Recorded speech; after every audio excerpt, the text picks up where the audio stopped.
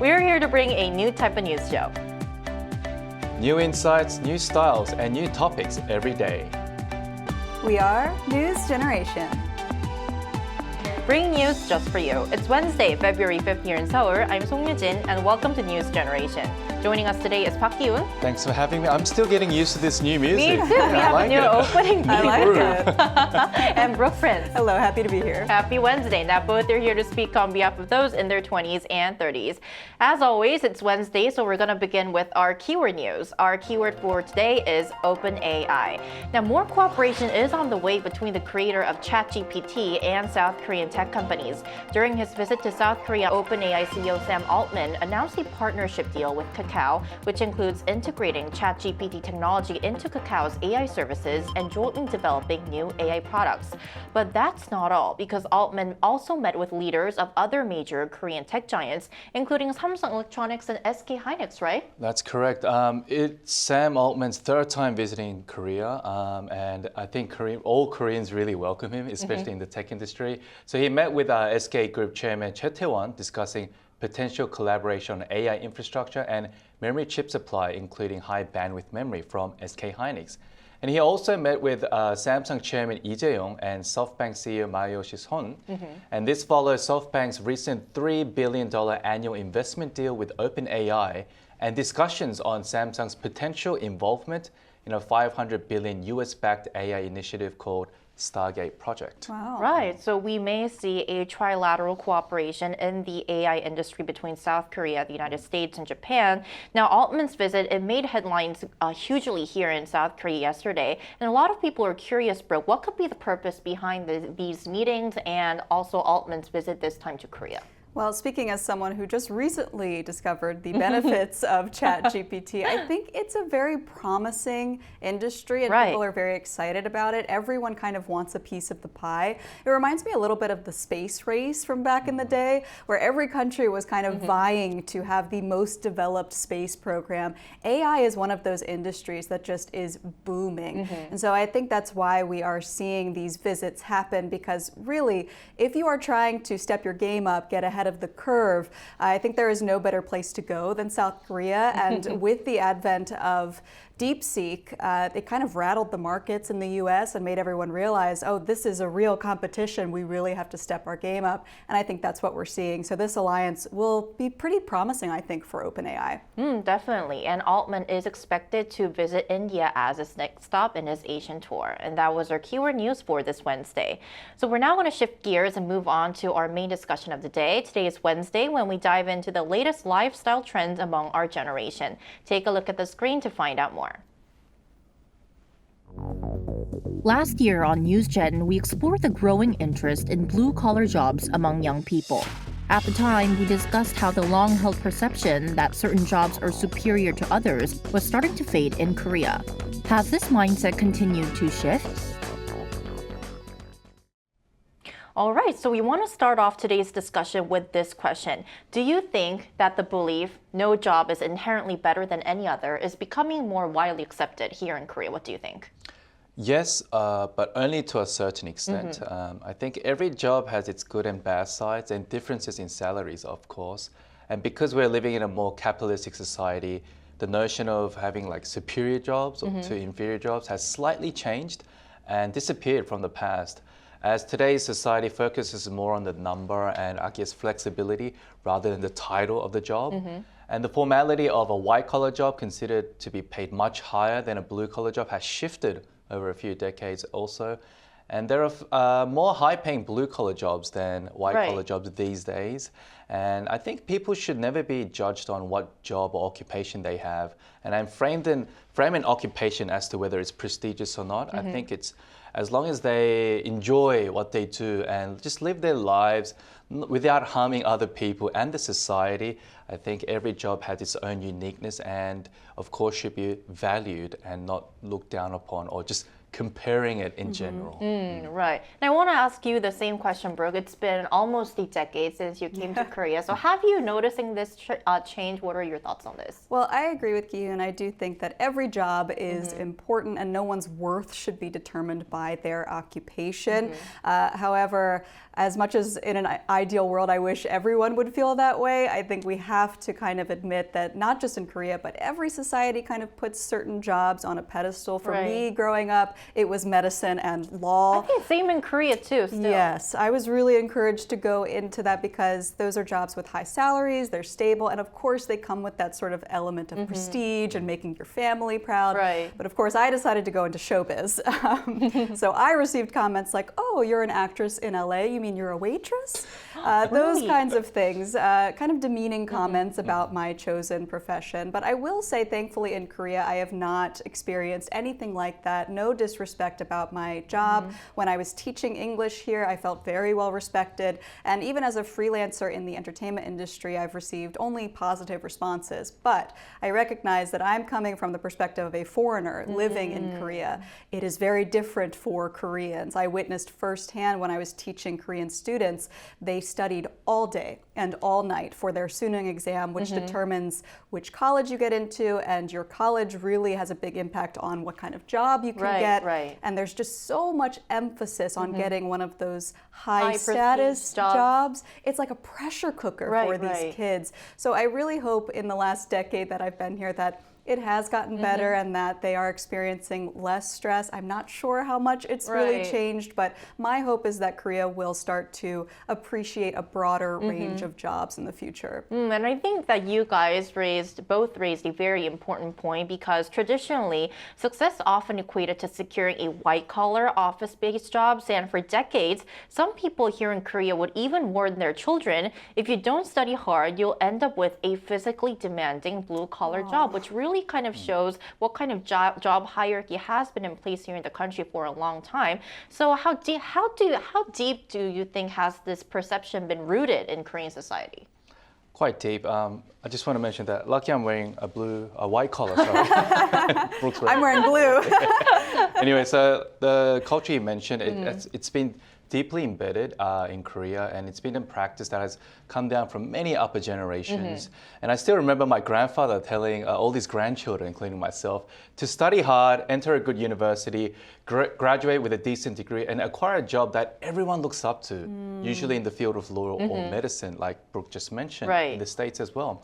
And this type of job preference passed down to our generation, and what stood out even more in a survey conducted by Korea Research Institute for Vocational Education and Training. Let me explain it let's take a look at the screen to find out more. The Institute conducted a survey on a job perception across 5 countries. And as you can see, National Assembly members and pharmacists ranked first and second in South Korea as the most prestigious jobs. China and Japan showed similarities.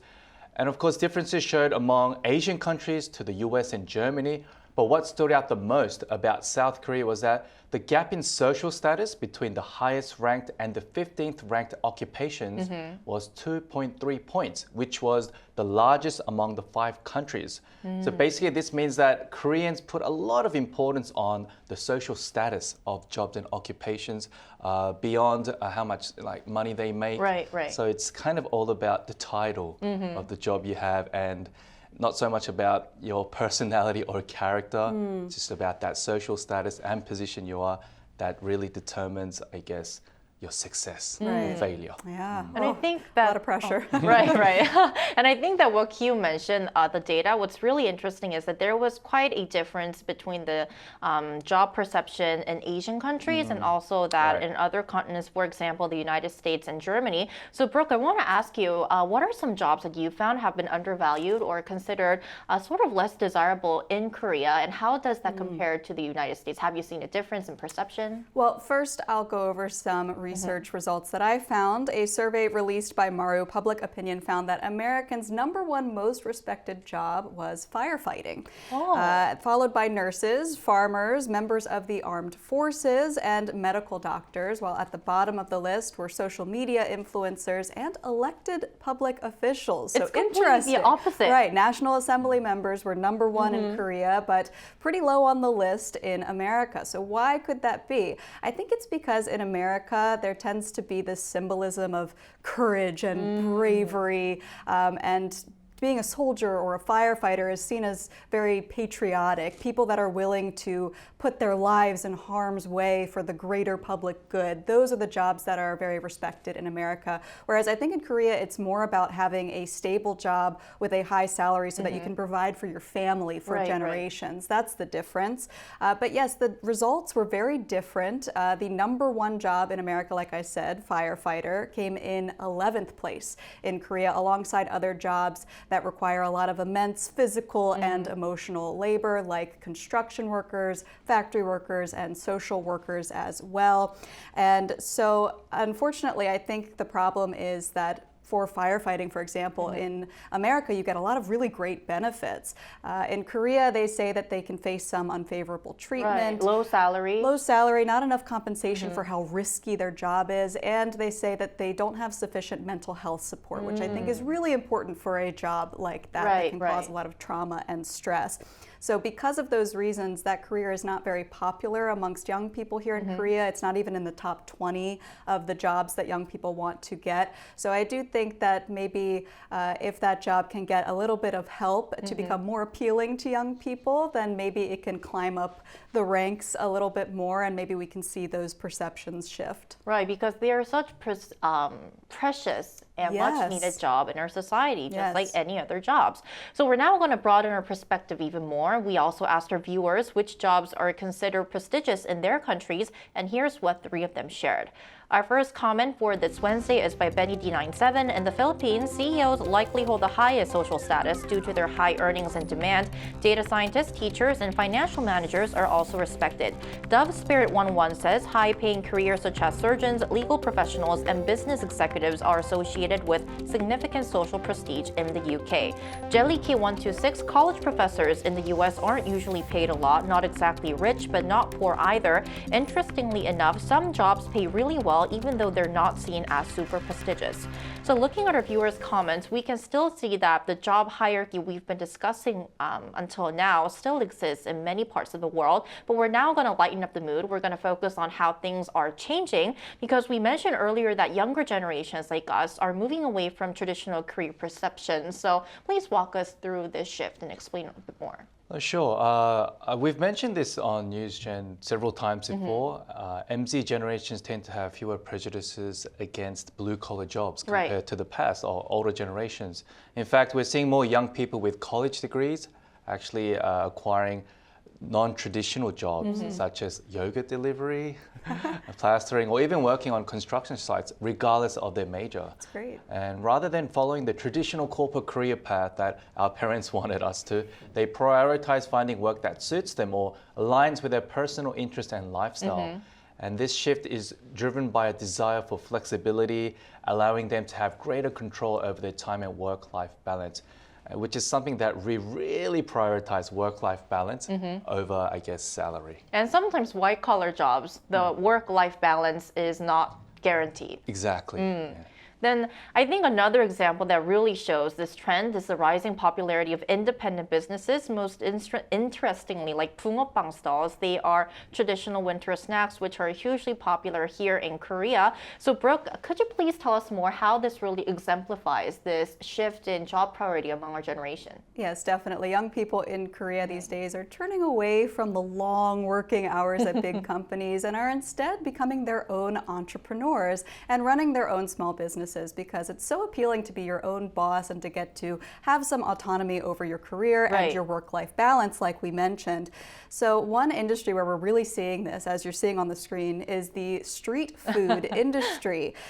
One trend on social media that has been very hot these days is the so-called hot 붕어빵 guy. So he's a very handsome man who sells fish-shaped pastries here in Korea, and Gi-hoon tried this earlier. If you just look up handsome guy selling 붕어빵, then you will find him. Someone that looks like me. So yes, you can check that out. And it's very cool to see because street food vendors used to mainly see the older generation. And this job was seen as kind of low status and basically survival work, something that you have to do just to get by. But these days, young people are taking it upon themselves to make it more of a fresh, creative, fun way to take advantage of their own lives and their own identities. They are opting out of traditional employment and even going into family businesses as well. Think retail or interior design. So we're really seeing a shift towards a more entrepreneurial spirit in the younger generation rather than just going to work at the same big company that all of their parents wanted them to. Now it's like, no, you know what? I'm in charge of my own destiny, which I think is great to see. Right. So we're surely seeing some major changes in the job trend among our generation. And for a deeper analysis on that, after a break, we'll be joined by an economics professor.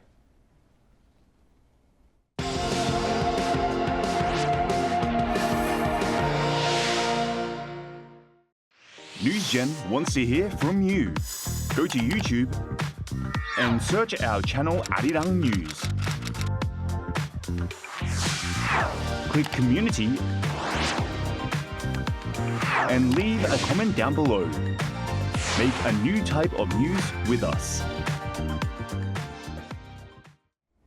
Welcome back. We're pleased to welcome Shin Myung-gyu, Associate Professor of Economics at Yonsei University, to our show today. Welcome, Professor.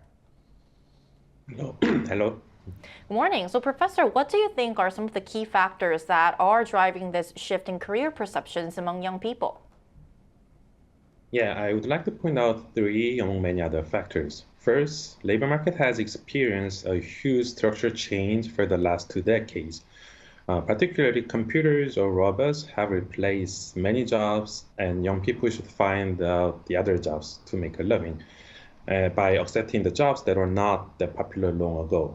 Second, perception on jobs itself has changed over time. Many jobs that were believed to be prestigious long ago are not that admired by young people anymore. For instance, numbers of young people preparing to be public officials have dramatically declined. Lastly, preference over leisure has increased, which is quite natural in a developed country. As a result, young people tend to prefer jobs that yield more leisure rather than finding jobs that have been popular among older generations. Thank you, Professor. Given this change in mindset, is salary still the top priority when choosing a career, and what other factors do young job seekers prioritize? Yes, I still believe that salary is one of the top priorities for young job seekers because overall price level as well as housing price has increased a lot in Korea. So to sustain our lives, it is natural to think that salary is still one of the most important factors. But as I explained earlier, leisure also has become another important factor while the importance of social status connected to job has become lower. This seems to be reflected by the recent trend that even newly hired grade 5 officials prefer ministries that can provide work-leisure balance to ones well known for its power but requiring officials to work a lot. Thanks so much for your insights, Professor. One last question for you. Looking ahead, how do you think these career preferences will continue to evolve? I expect that the current trend, so-called kind of YOLO, or you only live once, that has become popular over the last 10 years will be prolonged for a relatively long time. Most importantly, as I pointed out earlier, in a developed economy, it is a well-known fact that people want to balance work and leisure so that they lower their working time. And the rapid progress of robots and AI will continue to fundamentally change the labor market environment, which will permanently change our perceptions on the jobs in a way that young people will be willing to search for jobs that have not been that popular. All right, Professor Shim, thank you so much for your insights today. Appreciate it. Thank you. Thank you. Thank you. Right. So today we've talked about how we're seeing some change in the job market, but the idea of the difference in the prestige and status when it comes to jobs still exists in Korean society and in other parts of the world, as we've seen in our comments. So what do you think really needs to happen for this mindset to truly change? Yeah, for something to be changed successfully, a lot of patience and effort is required. And I think our generation is in the forefront at the moment. And for us to really make a big successful change is to really educate our next generation that all jobs are required in a society to function properly. And we cannot just put one job ahead saying, oh, this is more, I guess, prestigious, more socially, I guess, recognized than other jobs. So for us to educate our next generation, I think we can make big changes moving forward. Right, education is always the key. What do you think, Brooke? I agree completely. I think it starts with the young generation. We need to teach them that all jobs are viable and show them that there are alternative career paths if they want to explore them. I also hope that people in positions of power and influence will start to validate, recognize, and give credit to other jobs. And like I said earlier, make certain jobs more appealing so that young people will be more drawn to trying them, because we need all of these people in our society and there should be no judgment. We should appreciate everyone from all walks of life. Right, because as they say, there are no small jobs. And that's all from us today, but NewsGen will be back tomorrow at 10:30 a.m. Korea time. Special thanks to Park Ki-un. Always a pleasure. Thank you. And Brooke Prince. Thank you so much. Thank you. And thank you everyone to our viewers for tuning in, and hope you join us tomorrow as well. We are News Generation.